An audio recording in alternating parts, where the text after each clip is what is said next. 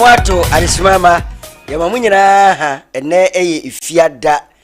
eduru fiada sei na ewiabre no esuse ya na kasebo ayensa ka na TETE MMOFRA online TV so ena yede bremo medindi no na opoku agyeman woni mehie nyaadaje na tie news yi uwia wo adwenkyere bi afabra emoa bi wo ma afabra mo mukura dwatone ahodo no munyina momfamra na ebebo ho dawuro ma wiase mfa na nyina ne gana ha dodo meto nka no abedidwa madwa no so atimi etumpon ewi abresem ne mo hia na ye KASI3BO ena mede bremo na nsem no sede emu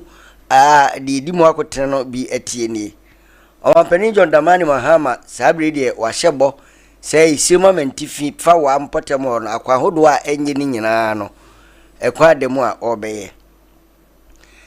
afi opanyo da kuku boda no enso owura rande abe waba pro na oni ekuafo ahia epe kwampa obefa so a kuku adwuma no betimi akoso yede ni kire MPP amanyuku no mu a owura wuntimi de atodwa se NDC fo bi te se obepre national chairman no pata biribiri abowon yebetie emu nsem dom kuma no so e de akoto bambofo anim se abrante samijamfi ensem no wo mu hwehwem se obedi ade no wo sika se ne de wache sika mono America de bi wa elmontene so ni ana saa so no wache mami enu bi wa puemantam mu a enubone a aposifo kire be ye wi ena omu di hu dwa yebeto aso ani akọ nurses a omo nsoso se o maketua kamu na aban no wahye no se ontua ema won ebio achimota ani kumasi kwantempon no so ade a wona otwetwa scrub na de fala fo no se ebotu bubum nyina wahyase etutu ebi no mo kira na de no ayehu enti yempe won enche won anwanwasem bi asi ewo asen empotem ho abranti bi odi mfie aduonunum wakofa maame panimu ono a ne maame seso mfie aduonum miensa mpena ema okira maame ne nkwan a oyeye na munam na nso no wahwe na man nemo bubu amekase maame no watorimu saa nsemi ene ne ekeka ho a sidi na ho de na ekosoro no owura foster benya adaje akire mu nyina na braso a eno na opoku agyema mede bremu na yenka ye ne mfaseda ema odifo Samuel Prayer and Counseling Center so no aso emu a yede ebremu kumasi a hembobo ano eye ejaba family house traffic light na se pe eno wo o how bie da wanim bia ni nyadaje na fako na wono ntrase enya nje ntufo enkyere ho kwan na ebekoyie na mani gumfidie na se fa na bresem no onsonso ene no emonkomo na kone nche nenya ahomje midindi no na opoku agyeman ebio me bana fensem no magemu ko ede ama KASI3BO krojin yiso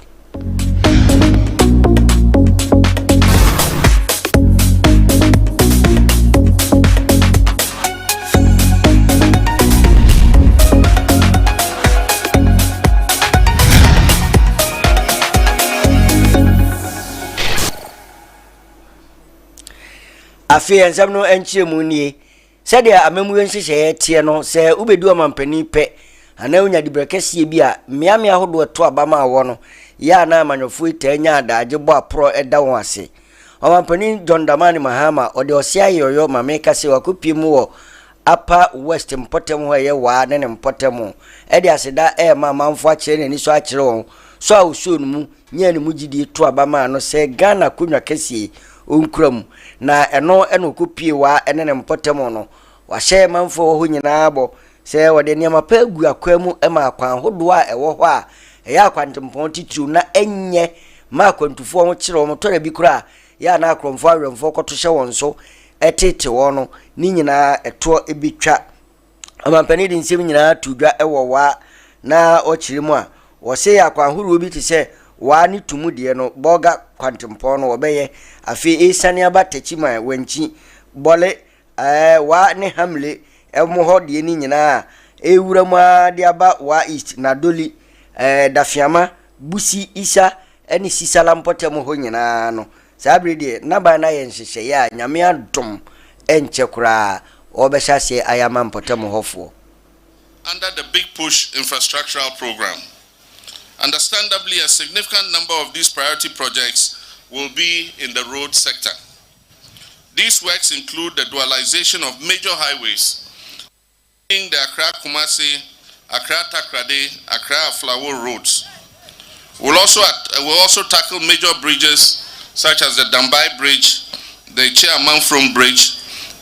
rehabilitation of the Bupe Bridge, Daboya Bridge, and Yape bridges. We also designed a new expressway between Accra and Kumasi, which will reduce the travel time between the two largest cities in Ghana to about 2.5 hours. During the campaign, we traveled on the terrible road network that has become characteristic of the Upper West region. In this region, under the Big Push, we are prioritizing the Wa-Tumu-Bolgatanga trunk road.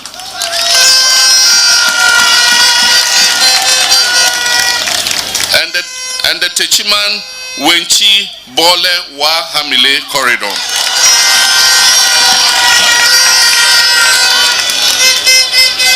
Sections of the Sola Fufuso road will also be resurfaced to improve connectivity between the Upper West and the Savannah and Northern regions. These roads will not only enhance trade and transport, but they will also stimulate cross-border business and revive economic activity. Equally, we'll upgrade roads in the Wa East, Nadoli, Dafema Buse districts to improve access to markets, schools, and health facilities. My brothers and sisters, work will begin very soon. In a few months, you see contractors on all these roads. Because John Damani Mahama Edenam Efa Yakwantempon ahodo so ena munyina mutie bi na mohwe bi afi ye kokuku adwumanum obanyi kwanchefo awayi no eda kuku border no owura Randy Abbey ede atudwa ebra onam na wabapro ewo mpotamo ahodo a odua kuku nyina wo memu na woni akuafo no ahia obi se bi so nsem ahodo a eha won ewo kuku adwumanum na afi wacha aban no so ani so ede akere won kwan a aban na boa ne ho sesi de kuku adwuman ontoto na sekura obememu so amena kwanim e ma ne ye no nso aya manfo akono mama yintie Dr. Randy Abbey.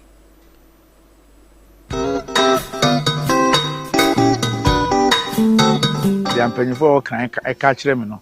ebia na ntisa ntina se me ko na district for na region for no so tumi ka kire me se say ni na me so metumi di mani ekohu de ekoso na me na ekuafo no so ekokasa na omo so enkire situation wo ho de omo ha de omo fusi ya ebetumi aboa adwuma no na me so me di mani akohu afede na ese me so kohu nananom so omo na asase ne omo dia e na nsem bebre wo ho omo afutuo bebre omo betumi di amaye na de aye adwuma no yensi your issues your reports of senior omoji koko asase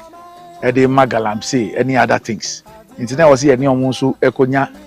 nkitahudie to see how we can address all these issues yen staff dan kasanso there are issues almost were issues internet see eko na yeko chiro the state of the company niama yenso ya tie bia ninji omo so no how da omo so ene niama omo so feel see yetumi ya ebe ma adwuma na akoso nyame adominti metumi akọ every single cocoa region in Ghana akohu farms na ewo ho no ene ekuafo nyankita ho ene nananom akasa ene yen staff ne nyina ya staff database masa ye media interviews ne bibia enti me no ogina as say I can tell you say I have a comprehensive way Dr. Randy Abbey ono any CEO of da kuku border no oyen centroni na say doctor na o free adwuma mu na onim ba bia okro ezempenifo tia na so say doctor o adwuma wa ya bre nje denim si fom ne market pa no ena doctor akusumtwe na kwa doctor faso no ne akuafo hie de sentrofo nyina ye so bosi etawachi ene wo empaibom iro ho ye adwuma no na kina bi edu sentroni bi so a ye boni din so onkoda ba adwuma bia no a obi enya ho asem anka fi se sentrofo de omba ombe ye nie erade nshira oni adwuma ni nyina na embrepi no Ghana ha ya na wona eta bo aban kro no keda hye ene proye nom ne ade e wo aban nwuma hodo mu no dodo na tirimpo ne se minya fa nko ade an mafa si ye chime kura eni owu kura mewu na mimia mania na se namu kura de mituma acha mi ehene koba ma be fam sika no kufu na fe me de abo mbra eno na ba lawyer pani aso ye no asisu pise ene no de o mo nya ne sa ye chiwa enwadwene se o kodam aba no abedi sika no se sa nsusu no de a na ene ka hu so ho be kire opani kwankyerefo a oda aba lawyer pani aso ye ne ohwe atentene ne so no opani no na bedi akiri eye utimuafo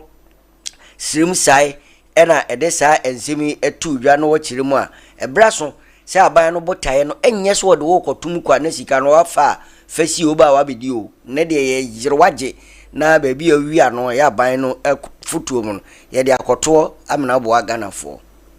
recover the loot is simply primary. I mean, the first objective is to get the money, because this country, as we know, has lost so much money through some of these decisions that public officials, some political, some civil, have made in this country. The primary objective of the ORA is to recover the money. We are open, and we cannot be tired of saying that we are open for anyone who, any of the accused persons or suspects in the other cases who think that they have the money and could return the money. We will be happy to have these monies to be used to solve some of the problems that we have in this country. Healthcare problems, transportation problems, salary problems, so many other problems that we have, sanitation problems. President John Mahama is interested in solving those problems, and we need money to solve them. So again, let me repeat that we will be happy to take any money that anyone has. And of course, the law allows us to have plea bargaining, which means that based on certain conditions and circumstances, we could vary the case that we put before the court, or the consequence of the crimes that we are alleging in court. So once we do that, and let me tell you, a number of people have approached us with offers, some including monies being returned, and we have agreed with some of them. Some of them have agreed to be witnesses for us against some of the accused persons. So I think we are on track when it comes to the recovery. There's no better way of recovering the money than voluntary recovery. So if the people are willing to give us, we will take it. But that is not to say that you can keep the money and then serve jail terms and go for it, because there is an active process. The Attorney General has instituted an active process of recovering, tracing these monies. So I would say that whether you do it voluntarily or not, we would do whatever it takes in the name of the Republic of Ghana to retrieve every pesewa that we can from private hands and restore those monies to the people of Ghana and to the taxpayers of this country. I think for the purposes of clarity, are you making the point that we will not see the AG hold a press conference as we have seen them come past in the time past?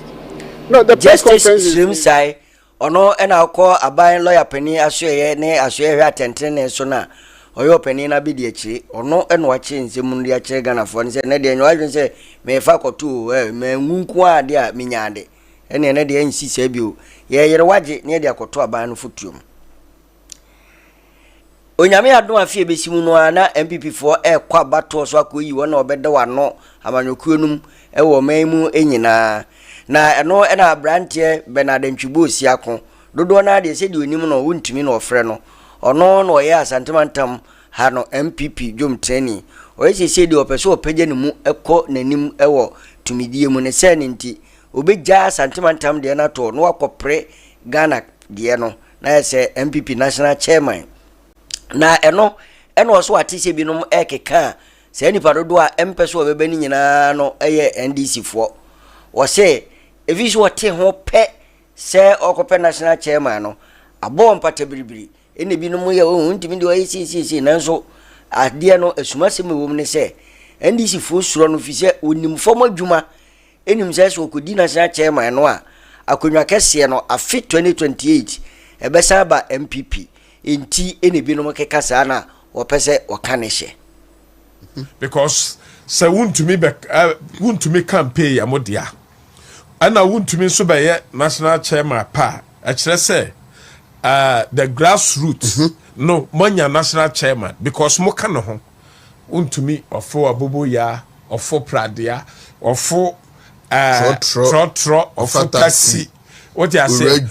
ofo bus orajum okwa fom adna a bad car papa nso a wotram what you say ento ye obi adamfo or belong good to any society and to say wuntumi ewe ne pa a kire say wo as a polling station ni wo ka ho chese wo so polling station for so musumo nyabo chairman sanso na constituency executive musumo nyamo chairman sanso na regional executive musumo nyamo chairman so is the people's chairman and over the people's chairman want to be is the people's chairman entino ba me ba ade amamo a munyina no mo behunu se ye be gima futuo ye be gima hoden ana eba campaign so ye you know mo behunu se wuntumi so oba all the regions ni nyina taman this for no kro mu omo yam hyehye wo mo omo suro what I say wo hwe niam bebra ya say wuntumi ayese ayehu because omo hunu se ekwan ne niam and this for the Ghana for fast one omo hunu se MPP ya seti ya party ni wie pa omunim se 2028 elections ni ya winning what I say entino omunim se wuntumi is winning enu nti say wo kwan a wo se yetimi faso ni yetimi take no ye na individual me nya abadwuma da what I say me na board so da akufo adoka se wo pese wo ye yi a na ba amana ba mu me nkwa akufo ado aba mu da minister bi enu obetima kaso amama adwuma da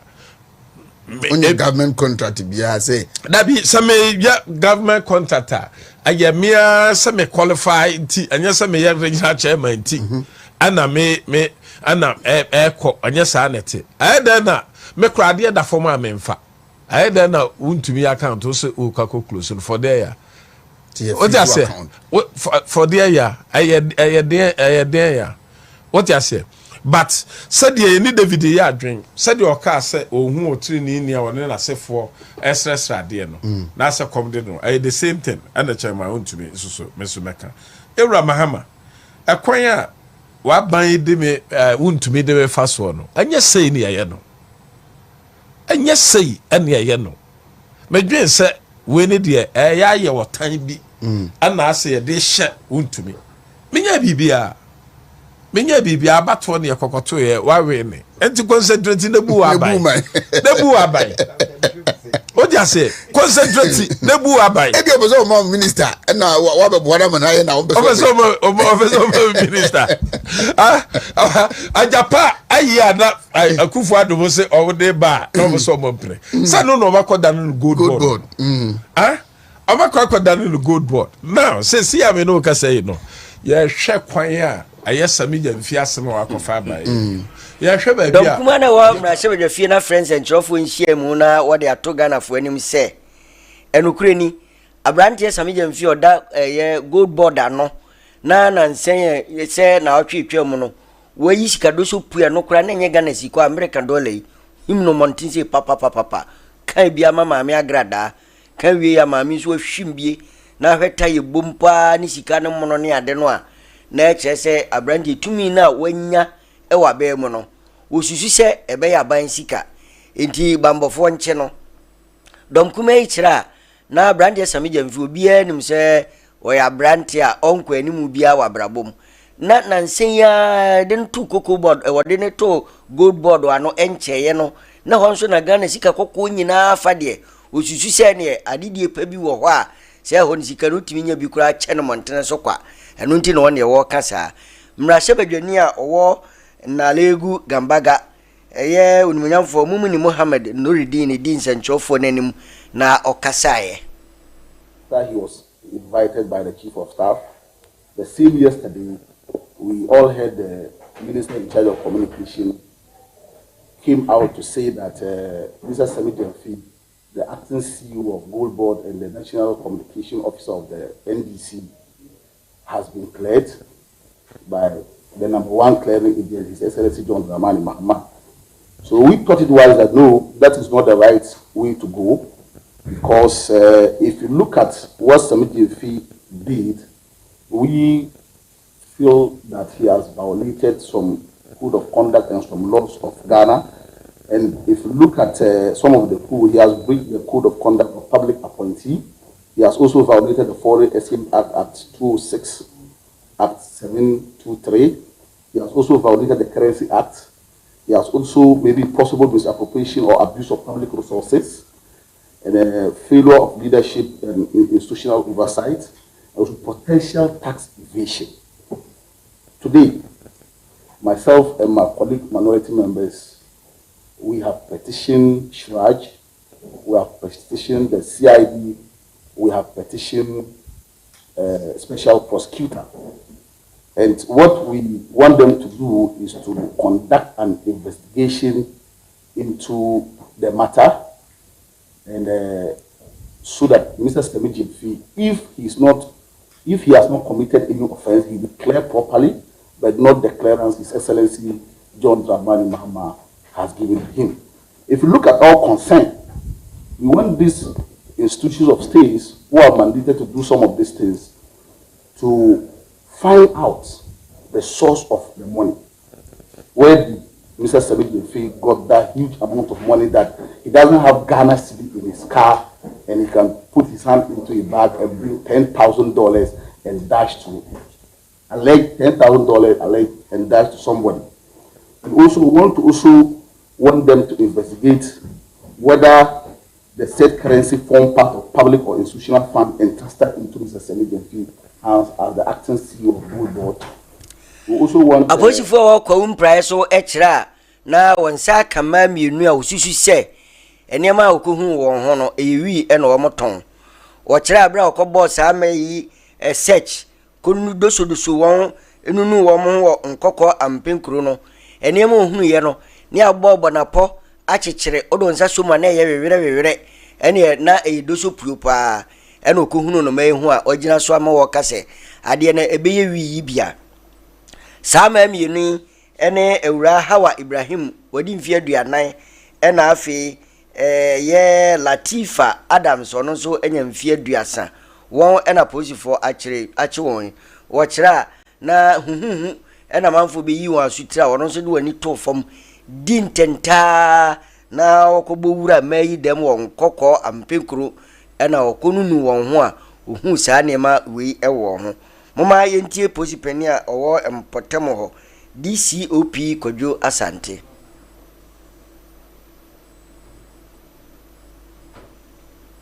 Police Command but major narcotic operation at Nkoko and Pekrum. The Eastern North Regional Police Command has dismantled a suspected drug storage site at Nkoko and Pekrum during an intelligence-led operation on 13th May 2025 around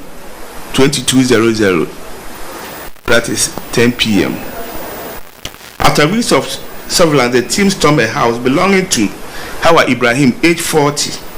which was under suspicion for harboring narcotic substances. A thorough search of the premises resulted in the retrieval of 23 maxi bags filled with sloughs and ball-shaped compressed plant materials suspected to be Indian hemp. The total weight of the precise weight and precise analysis of the substance will be determined by experts at the police forensic lab. The two suspects arrested are Hawa Ibrahim, 40 years, the homeowner who was under surveillance, and Latifa Adams, age 30, and an accomplice. Preliminary investigations have revealed that Hawa Ibrahim was being supplied by an external accomplice whose identity is being actively pursued by police. The two suspects are currently in police custody and will soon be arraigned before court. This operation, we know, will be appreciated by the community since a major source of supply has been busted or curtailed. Police retreat its commitment to curbing the spread of illegal drugs. Yes, we ene emabesia umdi akukodrodwa. Hawa Ibrahim ene Latifa Adams wana posi for ensa kanwen. Na anesi fobi nsonso apala etiaba no na wahyebre se sabane ntua wonka ene di besi. Sa anesi foyi bigi a wo nyina na okira waye dwuma be safini. Abana afinu mu no nyade aban etua wonka da. Na wakira ebinum mpo no yade a yare abobbo wan wonye sika kure ntoduru ebinum yetu won afi otititim ama ebinum nso kura waware aye wonwona fi so ye dwuma na so ye oba be ma omfa hwere mafie dia na chese bia akohwibra na ode gbabontene we na gina so a enti ama ma friends and chofo enhyiemu ede nsem na tudwa ama wonda adoni owura Ebenezer Boaten akasa ede ache asoye ye hwapom de ne so ene aban no se animonimu ya ompentompen no a wontua wonka. Angry man can do anything to a patient. So please, we are going through a lot. We have been borrowing, sports betting, among other things. About 2 years ago, a colleague rotation nurse had to hang himself, may his soul rest in peace, because he was owing a lot of people and he had no means to pay them. So please, life has been very unbearable. Now, some of us, when we see our landlords and landladies, we have to hide because they are on us for their utility bills. We have friends we borrowed from. We have to keep lying to them, and it is spoiling our integrity. So please, we are telling Guineans, come in, advocate for us. Put yourself in our shoes, working for even 2 months without an allowance, without your salary. How will you survive? And we go through this for a whole year. This is uncalled for, and things have to change. If we are resetting Ghana, then we have to reset this one as well.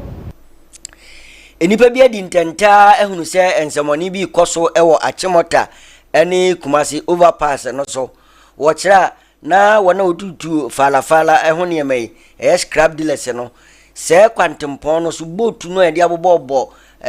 bridge no so no ne ade no ohwahwa na obi ama na otu ohwahwa na obi ama na otwa eno ena nipa bi ate ho akira ban no ne Ghana fo se ye nyina mfie ni ntofom ne yenhwe na se nipa yenche wo ma anye sa ade a eni obetutua madakoro kampo nam so a na asemboni bi akosi mama yenhwe mfoni no abusia video we yeah e dey ama Ghana Highway Authorities e bia na mu hu ye ba ye dey hu e dey bon the road a chere mo enkofo bu okrom a ase ye hu wom ase ye hu wom almost say pro we papa a lot of drains na aye no pa dade na da so no sankofo we na sisa dade no koto be ha de iron rods na e wo concrete ni e ma na strong no e na nipa bi asada e na ye dre concrete ni na do from say e no mutwa iron rods na e wo mu do am say that dre iron rods ni na yi concrete ni na go from a no mo ti nya kwan chichicha iron rods na go Achimota Kumasi Highway middle lane na almost a no-go area for pedestrians. Emuna bejine and oma regu from sana. Iron rods a woman you know yini na deko. The Ghana Highway Authorities mu ya de hu and ya bon the road atemu. Di ha Achimota ufi Achimota na uko Kumasi a main road nim and bejine but specifically lane na bejine mu no say ufi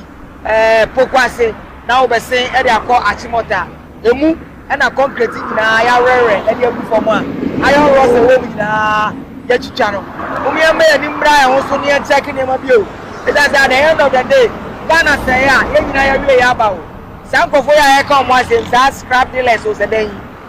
metallic slabs so cry ya to prom no sankofo e sisa all these metallic slabs no ma kwa koton ala kwa se Ghana ni bia hu a I say obi a join hu bi e Bastard boys Ghana for them say modin funi we epie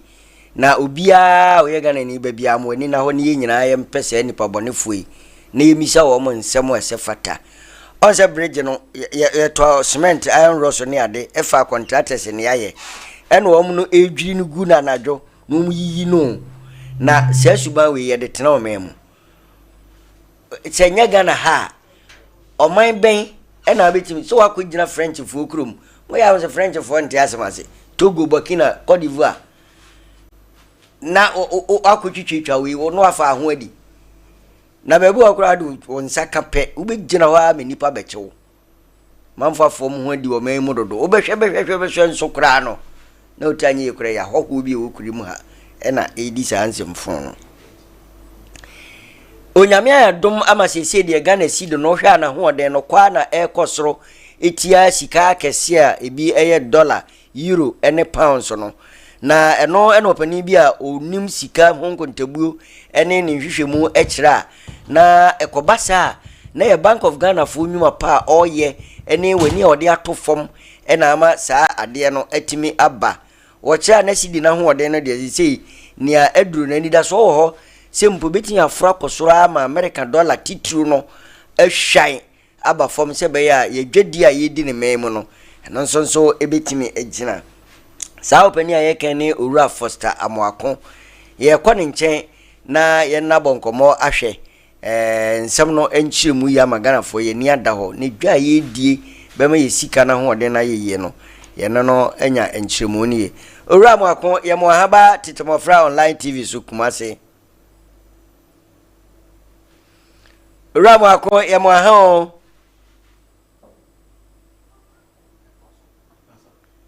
Owura Amoako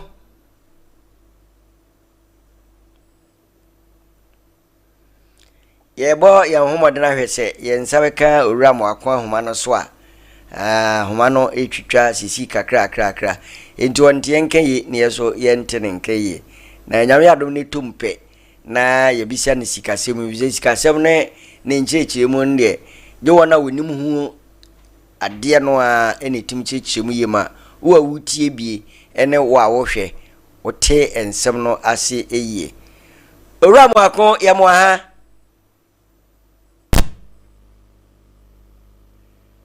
Owura Amoako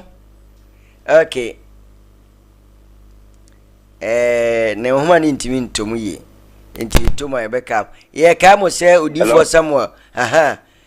yensa aka yewreye Owura Amoako ya mo ha ba TETE MMOFRA online TV so Kumase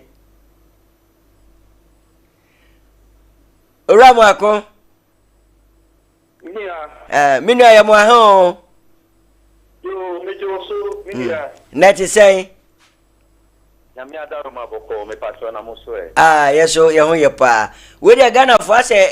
mere kakre ni dia fe na ya start eti asempa efa yisidi na ho odna kosoro etia sika ahodo akese no na mo na munim mu yie de na amena ko basa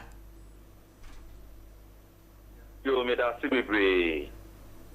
sene wo kanu sa pepe na etie me na yenim ni se ye Ghana cedi na ho de ne de bia na etikofum ema 2022 ye cedi ne depreciated by 41.5%. Ko ba se wiase na ene na ye sika na ho de no ewo fom pa na ye kan se the worst performing currency. Na and you them ni say Bloomberg reporter eba May 2025 niema sisa Ghana cedi na enkanena yenim say the worst performing currency no. This time no niema sisa ama cedi na ageni na holding up kosoro by 16% ababe world most performing currency. And I say we are seeing now sika na holding no ewo soro papa. Na ohwe niema etimi edisa sachaye ya and I say the driving force no Meka said the Bank of Ghana any aban no edijumadia it is so any papa. Okay. You kind Bank of Ghana or more policy rate or more 28% policy rate. Because of that policy rate no almost 30 borrowing extra when we so educating secure free system no excess liquidity and system no because of the policy rate hit almost reduce excess liquidity our system no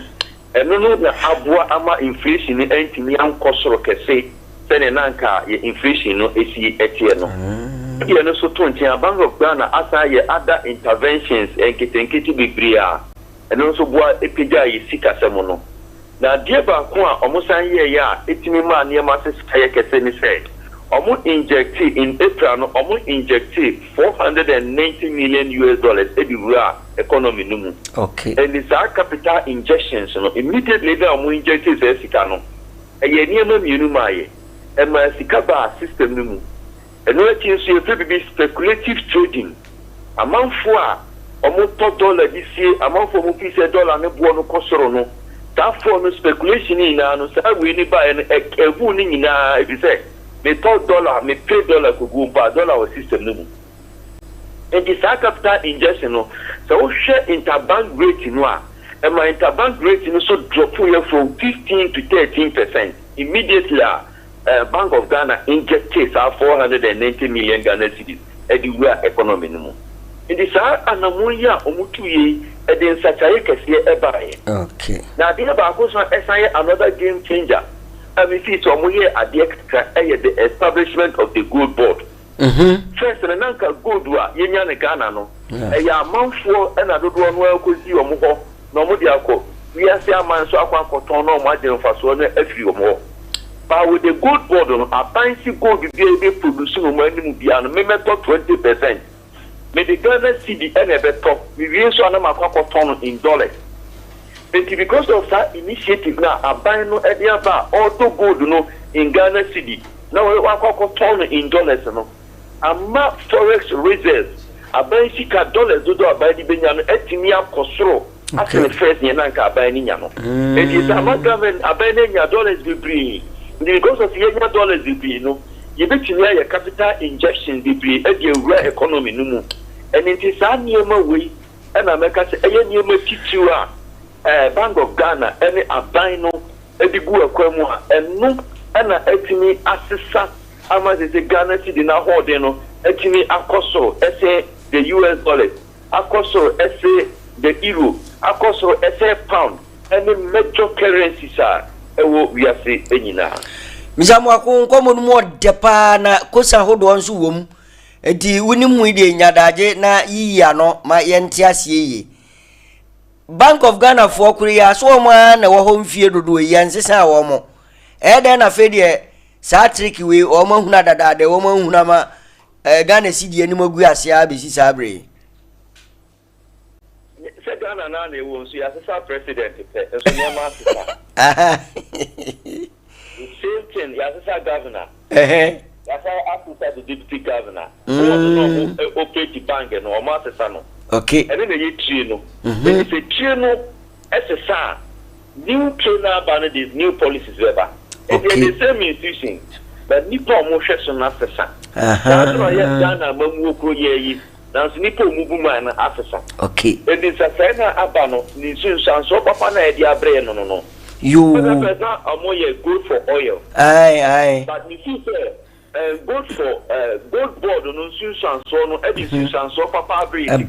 okay and can it good for oil policy now you oh fine and yeah okay we say gold board no be 20% of Ghana gold a ye producing nyina say kakra yimpo education so papa ba ene mo munum akontabuo ho nsam yi monfa maban na say onsan system nanka yento be 50% kwa se ne sese ka brofu nyina bedwane abagana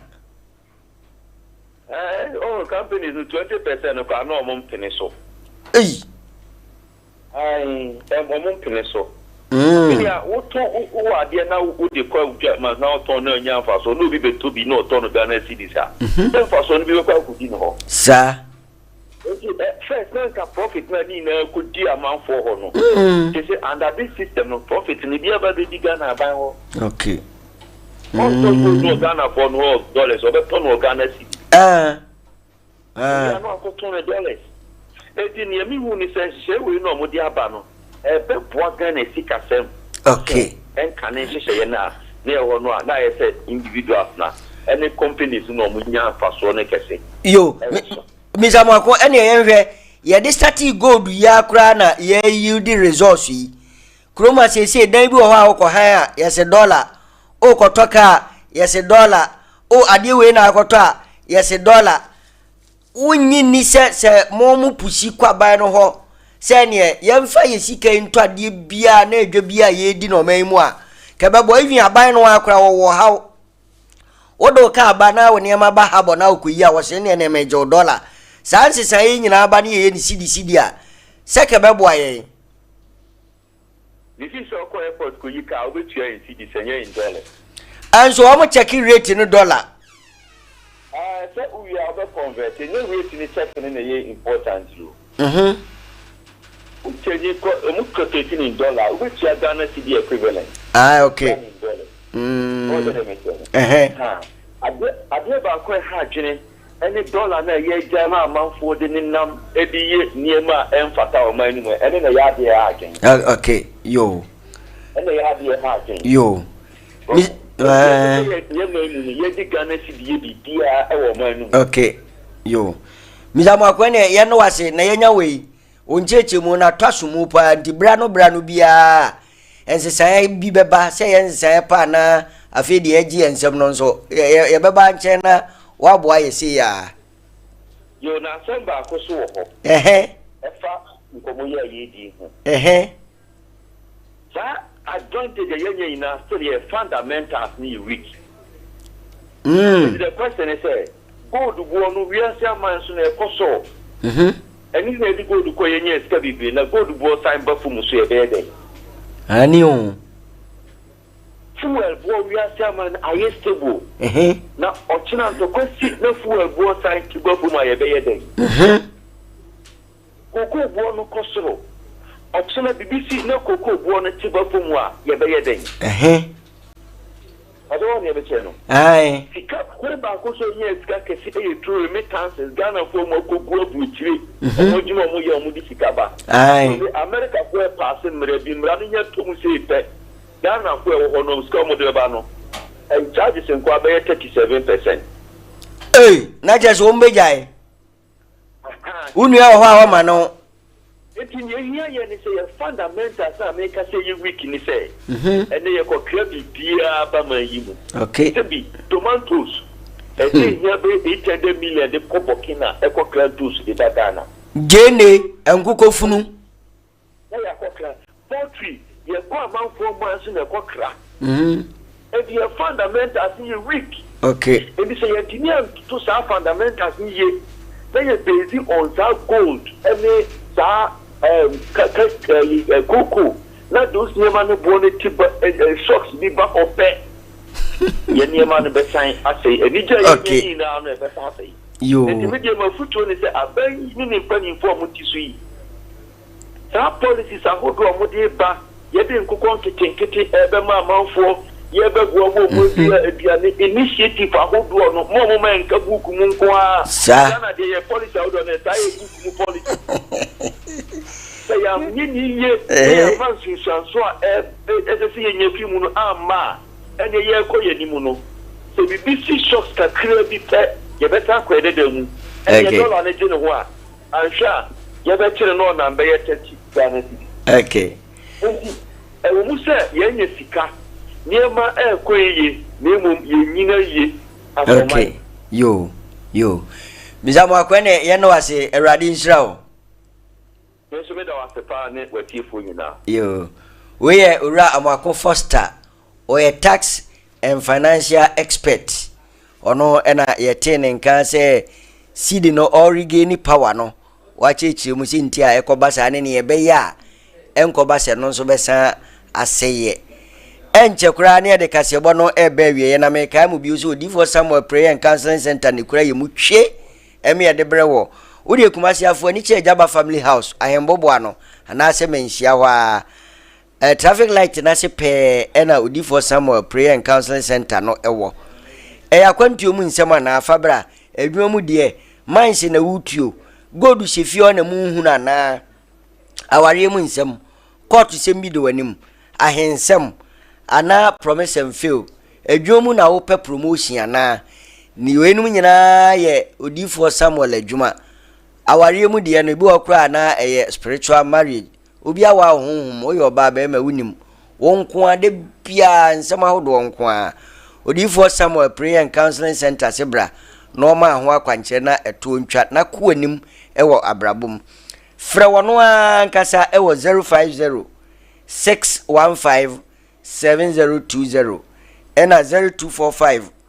479724 na wonso enya fa ahodie ewo abrabom ono okure mu akasebo yi yetimi de bro ewiabre ya enche na mebesi wo kasebo num na yadimrika tenten ekọ asene asen rakese won finfin mantemu asem bi esi ho na asem no a esie ne se maame panimu a ni tiri ho ahyase yefu dwono wadi mfie aduonum miensa 53 wakofa brantie kuma bimpra abrantie wo mfie aduonu enum moda mohwe difference no maame ni 53 ena abema no so 25 ena wono abema no so se mpanimfo se akwara abane woni panimu ne nenam enti wakofa maame impra abrantie ni din de ahemfo ena wakofa asem na esere kwa maami Grace Mensa empna na wonim se abema de onyamaame panimu sa ha mu hye na wosore ne ho no wodi ahimfire dia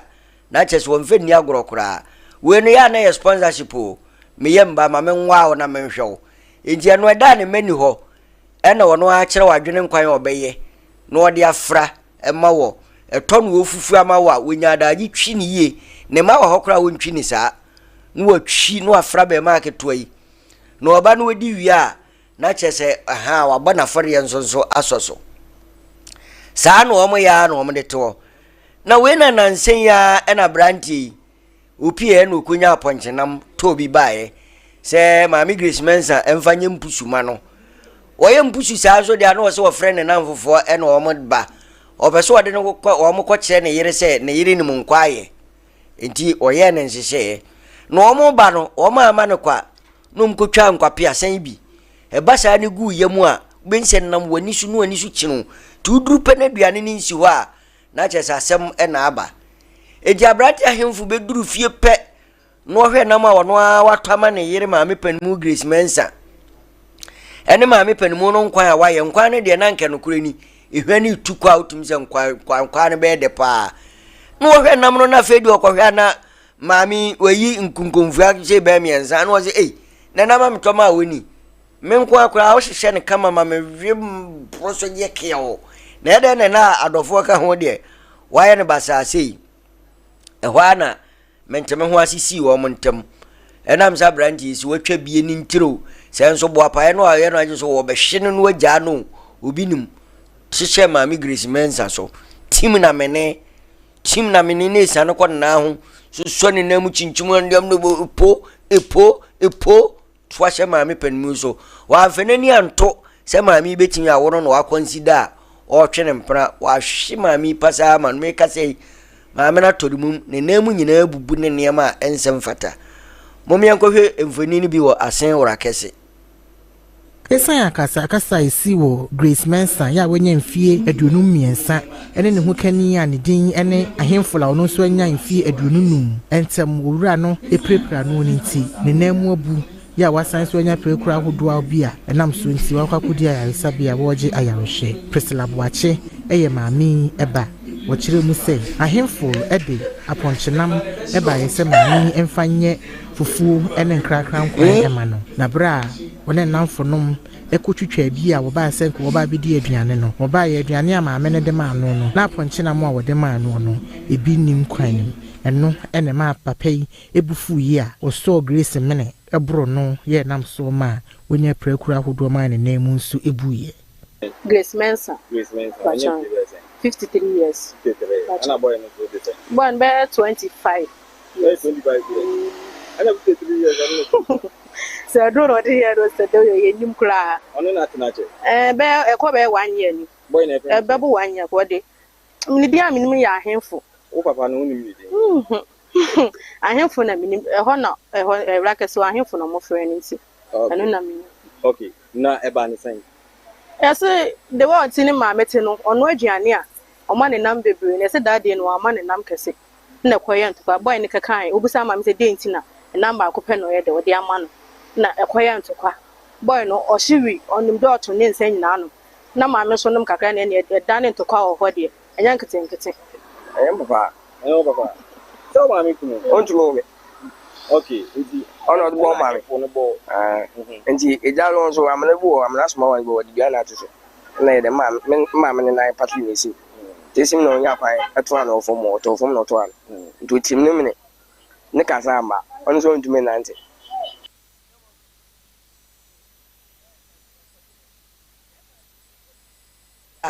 na hwɛ ne baba yɛ kura sɛ ka abrantie kura ntimi nkɔse ne pɛsɛ ne mpena abɛyɛ ne afika kra me yɛ so ɔbɛboro 25 ɔsɛ ka Ghana nso deɛ ɔbaa no wanyini kyɛ wayɛ a wɔn ma ne ntampɛ enso maami Grace mensa deɛ wɔse hwɛ maya no na mompo na nyame Grace asen wora kɛse a me ne meme ya da sabrante no tie mu a owie no na ɔde asɔso na baako no nso ndi sɛ maami Grace mensa no nani gye ho ɛno ɔno anso kra kakra sɛ deɛ adansefo ho kyerɛ no sɛ di na maami Grace mensa watia to ahemfo edomu yi bibi nsi kwa o sɛ mo indi sɛ ɛfa nanum fa ne hwenum fa ne yam saa ne saa na yɛase a sɛ maami Grace mensa akɔgye ne nyinaa ɔpɛmfa so bum enti na akɔba saa wonamu na abuda hɔ no so aho panimɔne wɔne akɔda abɔne na ɛbɔ na wo nso ahemfo nkafo ni to kora sɛ maami wɔhu mɔbɔ ne yɛmba no ɛna nso ɔse no no ɔpɛ obi nsi ho kwae na woyɛ wo maami panimu sei ti susuam pa sɛ wɔno maami tipen ya woyɛ ne sɛ ɛyɛ na nyame amwa a watoro mu yi bibi kosi a emra ne wuni ana awusafo moma yenyina abrante ahemfo ne mpena Grace mensa de so ne yɛmfa wie kase aboni nyina mra wie enne efiade onyame ya dom a adwoada kosi fiada so ewia bia dum yenu kosi donko no obɛte enka ɛwɔ kase ebo mu meda aboafo nyina se etiefo nyina onyame nhyira ma ahwefo nyina awurade enka mo honhwɛ mo so maye midindie no na opoku agyeman onyame ya dom a yɛbɛsan hyia bye bye.